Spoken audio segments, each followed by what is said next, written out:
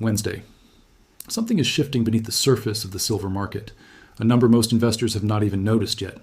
Above ground inventories, quietly falling, central banks making moves they rarely explain, and a ratio buried in decades of data that has only reached this level a handful of times in modern history. Every time it did, what followed was not small. Right now, while most eyes are elsewhere, a signal is forming, one that history says should not be ignored. By the end of this briefing, you will understand exactly what it means, and why the investors who catch it early are rarely the ones who regret it. Before we go further, welcome to Currency Arc Insight, the channel built for people who don't wait for the headlines to catch up to the data. If you're the kind of person who'd rather see the signal 3 steps before the crowd does, you're exactly where you belong. And quickly, out of curiosity, where in the world are you tuning in from today? Drop it in the comments. This channel reaches serious minds across every continent, and it's always worth knowing just how far this kind of thinking travels. If that sounds like your kind of analysis, do one thing before we continue. Hit subscribe now, so the next briefing finds you the moment it's released, not a week late. Now, let's get into it.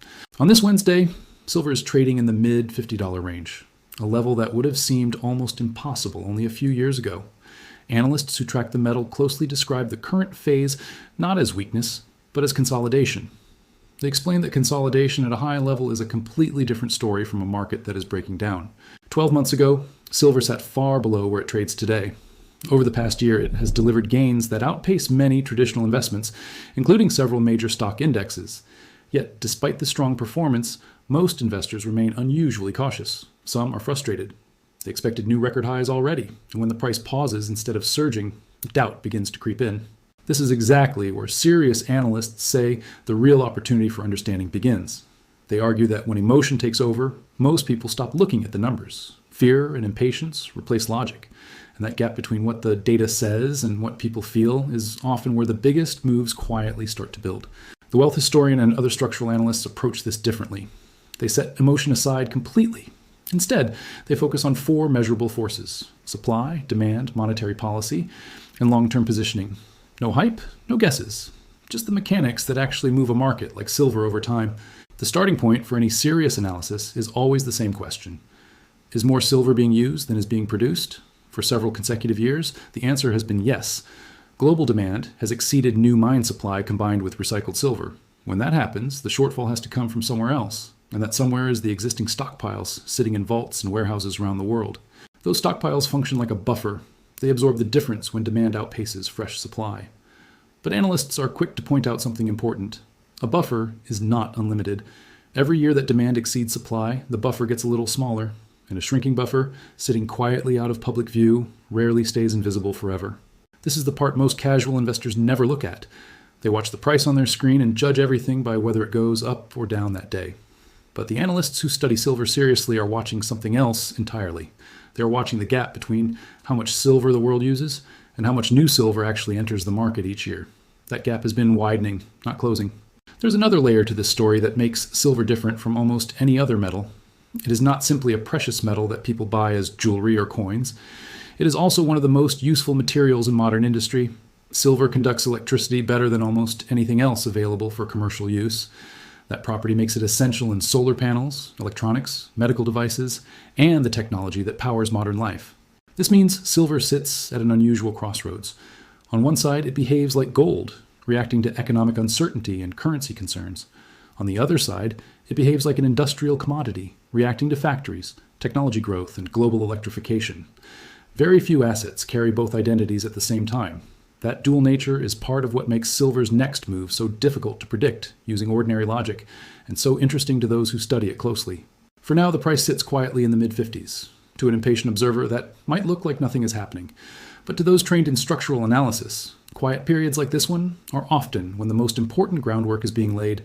Supply is tightening, demand keeps climbing from multiple directions at once, and somewhere beneath the surface, the pressure is building toward a moment that most people will only notice after it has already begun.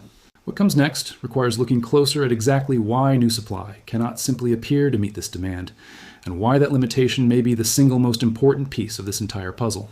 To understand why silver behaves the way it does, analysts say the first place to look is the mine, not the market screen. Most people assume that if a metal's price rises, producers simply dig up more of it. With silver, that assumption falls apart almost immediately. A large share of the world's silver does not come from silver mines at all. It comes as a byproduct of mining copper, lead, and zinc. That single fact changes everything about how supply responds to demand. A mining company digging for copper is not thinking about silver prices when deciding whether to expand a project. It is thinking about copper prices. Silver simply comes along for the ride, almost as an afterthought. This means that even when silver prices climb sharply, the world cannot simply produce more of it on command. A mining company cannot flip a switch and open a new silver operation in a few months. Building a mine requires years of planning. It requires permits, environmental studies, community negotiations, and enormous amounts of capital. Analysts note that these delays are not temporary obstacles. They are built into the very nature of the industry. Recycling is often mentioned as a solution, and it does add meaningful supply each year. But recycling has its own limitations. It depends heavily on economic activity and on how much old silver is available to be melted down and reused. When economies slow down, recycling volumes tend to slow down with them. That means recycling cannot be relied on to fill a large gap between demand and mine supply, especially not quickly. Put these pieces together, and a clear picture starts to form. Supply is slow to grow, slow to react, and tied to decisions made in industries that have nothing to do with silver itself. Meanwhile, demand is coming from directions that most casual observers rarely consider. This is where silver's second identity becomes impossible to ignore. It is not only viewed as money, it is also one of the most valuable materials in modern manufacturing. Silver conducts electricity better than any other commercially available metal. That single property makes it essential across a huge range of industries that are all expanding at the same time. Solar panel production is one of the clearest examples. As countries around the world build more solar infrastructure, the demand for silver used in those panels continues to grow. Manufacturers have developed techniques to reduce the amount of silver needed per panel, but analysts point out something important. Even as efficiency improves, the total number of panels being built worldwide is increasing so quickly that overall silver consumption keeps rising anyway. Electronics tell a similar story. Smartphones, computers, medical devices, and advanced electrical systems all rely on silver's conductivity. As technology becomes more advanced and more widespread across the global population, the amount of silver quietly built into daily life keeps expanding, even though most people never think about it. Then there's the growth of data centers and artificial intelligence infrastructure. These systems require enormous, stable electrical networks, and silver plays a critical role in the components that keep those networks running reliably. As more of the global economy shifts toward digital infrastructure, this demand source continues to grow in the background, largely unnoticed by everyday investors. Defense, aerospace, and healthcare technology add yet another layer. These sectors use silver in systems where reliability cannot be compromised, and cost is rarely the deciding factor. When failure is not an option, silver is often the material of choice. This is what analysts mean when they describe silver as having a dual identity, unlike almost any other asset. It responds to economic fear and currency concerns the way gold does. But at the same time, it responds to industrial growth, technology expansion, and global electrification the way an industrial commodity does. Very few materials on Earth carry both roles simultaneously. The result is a market where supply moves slowly and cautiously, while demand pushes forward from multiple independent directions at once. Analysts describe this combination as a structural deficit, meaning the gap between supply and demand is not a temporary accident. It is built into the way the industry works. For now, this imbalance sits quietly beneath the surface of a market that many investors dismiss as boring or stagnant. But structural deficits do not stay hidden forever. They tend to build in silence until something forces them into full view. What comes next in this analysis moves beyond mines and factories into a much larger force shaping silver's future, one tied to government debt, central bank behavior, and a historical ratio that has only reached today's extreme levels a handful of times in modern history. Beyond mines and factories, analysts say there's a much larger force shaping silver's future, one that has nothing to do with solar panels or electronics. It has to do with something far bigger, the financial health of entire nations, and the choices governments make when that health starts to weaken. Around the world, government debt has climbed to levels that would have seemed unthinkable a generation ago. In the United States alone, federal debt now sits at historic highs, and a growing share of government spending goes simply toward paying interest on that debt. Analysts are careful to point out that this is not a political opinion. It is basic arithmetic. When a government owes more than its economy can comfortably support, something eventually has to give.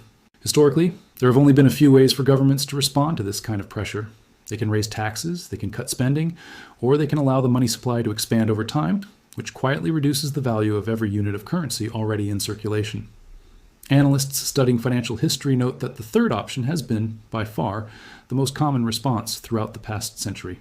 It is easier for politicians than telling voters to accept higher taxes or fewer benefits. This is precisely the environment in which precious metals have historically played their most important role. Gold and silver cannot be created out of thin air the way currency can. That single difference is why investors, institutions, and even governments themselves have turned to precious metals for thousands of years whenever confidence in paper currency begins to erode. Central banks understand this better than almost anyone. In recent years, central banks around the world have been buying gold at a pace well above historical averages. Analysts describe this as more than simple diversification. It is a signal. When the institutions that manage national currencies quietly stock up on an asset that cannot be printed, it tells a story that headlines rarely explain in plain terms. Silver has not received the same level of central bank buying as gold. Its total market is smaller, and central banks tend to favor gold for large-scale reserves. But analysts are quick to highlight something crucial. Silver shares the same monetary history as gold, a history stretching back thousands of years to some of the earliest forms of money ever used by civilization. When gold strengthens because of economic stress or currency concerns, silver has historically followed that same path, often moving with even greater percentage swings because its market is so much smaller. This relationship brings analysts to one of the oldest tools in precious metals analysis, the ratio between the price of gold and the price of silver. Throughout history, this ratio has tended to sit at levels far lower than many of the readings seen in recent years. When the ratio stretches unusually high, it suggests that silver has become undervalued compared to gold based on decades of historical pattern. Analysts are careful not to treat this ratio as a perfect prediction tool. It does not tell anyone the exact day or week that prices will shift. What it does provide is context, a way of measuring how stretched the relationship between these two metals has become compared to long-term history. And in past cycles, extreme readings in this ratio have often been followed, sometimes after long delay, by periods where silver moved sharply to close that gap. Put simply, the picture forming here is layered. Government debt continues rising, with limited realistic paths to reduce it quickly. Central banks are already responding by accumulating gold at unusual rates. Silver, tied to gold through thousands of years of monetary history, historically follows those same currents once they begin to move. And the ratio between the two metals currently sits at a level that history suggests has rarely lasted for long before some form of correction takes place. None of this guarantees a specific outcome on any specific date. Analysts are always careful to stress that markets can remain in unusual conditions longer than anyone expects. But the combination of rising debt, central bank behavior, and historically stretched ratio is exactly the kind of structural alignment that serious analysts say deserves attention, even when the price on the screen appears calm. What comes next in this analysis turns to the physical market itself, where actual bars, coins, and warehouse inventories tell a very different story from the one playing out on trading screens, and where the margin for comfort appears to be shrinking faster than most investors realize. While most investors watch silver's price on a screen, analysts say the real story is unfolding somewhere far less visible, inside the vaults and warehouses that back the global trading system. This is where the abstract numbers of supply and demand turn into something physical, something that can actually run short. Major exchanges around the world hold silver in registered warehouses, available for delivery against futures contracts. On paper, the system works smoothly most of the time. That is because the vast majority of contracts are settled financially. Traders exchange money based on price movements, and very few of them ever ask for the actual metal to be delivered to their door. But analysts point to something important hiding beneath this normal routine. The total number of contracts tied to silver, known as open interest, often represents far more silver than actually sits in those warehouses ready for delivery. Under calm conditions, this gap goes unnoticed. Everyone is happy trading paper promises. The system depends on most participants never actually wanting the physical metal at the same time. The problem, analysts explain, is what happens when that assumption starts to break down. Even a modest shift, where a slightly larger number of participants decides they want real physical silver instead of a financial contract, can create visible stress in reported warehouse stocks. It does not require a massive change in behavior. It only requires enough people quietly making the same decision at the same time. In recent years, above-ground inventories at major trading hubs have shown a declining trend. Analysts are careful not to call this a crisis. It does not mean the system is about to collapse, but it does mean something measurable and important. The comfortable buffer that once existed between available metal and outstanding contracts has been shrinking. And a shrinking buffer changes how a market reacts when demand rises unexpectedly. This matters most for people who value owning silver directly rather than simply trading its price. Retail demand for physical bars and coins has remained historically high compared to the years before the pandemic. Premiums, the extra cost paid above the spot price for physical metal, tend to rise and fall depending on how tight supply chains are at any given moment. But analysts note that sustained retail interest over a long period reflects something deeper than short-term speculation. It reflects a persistent desire among ordinary people to hold something tangible, something that exists outside of a brokerage account or a trading app. This is where the idea of stacking becomes important to understand correctly. Analysts describe stacking as fundamentally different from day trading. It is not about predicting tomorrow's price movement. It is a slow, deliberate accumulation of a physical asset, built specifically to preserve value across long stretches of time through multiple economic cycles, regardless of short-term noise. That patience is tested constantly because silver is historically far more volatile than gold. Price swings of 10, 15, even 20% within a larger upward trend are common and well documented throughout history.